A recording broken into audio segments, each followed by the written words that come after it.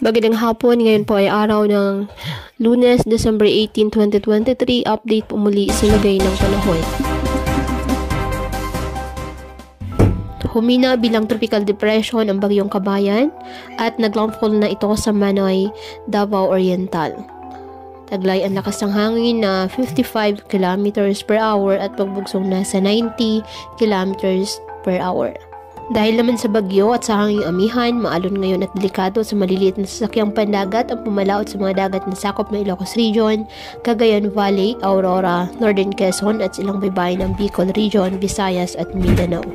Nakataas ngayon ang signal number 1 sa the southern portion of Palawan, Southern Leyte, sa Lanao del Norte, Lanao del Sur, Davao del Norte, Davao City, the northern portion of Cotabato, the northern portion of Maguindanao, the western and central portion of Zamboanga del Norte, the western and central portion of Zamboanga del Sur, Zamboanga Sibugay, Dinagat Island, Surigao del Norte, Agusan del Norte, Surigao del Sur, Agusan del Sur, the southern portion of Palawan, southern Leyte, the southern portion of Samar, the southern portion of eastern Samar, the southern portion of eastern Samar, Cebu, Camotes Islands, Bantayan Islands, Bohol, Siquijor, Negros Oriental, Negros Occidental, Guimaras, Misamis Oriental, Camiguin, Bukidnon, Davao de Oro, the northern portion of Davao Oriental at Misamis Occidental.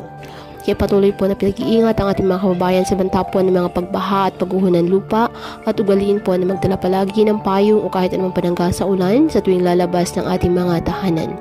At yan po muna ang update sa lagay ng panahon ngayong araw. Muli patuloy po tayo na mag-ingat at palaging tandaan, God loves you. Stay safe and God bless.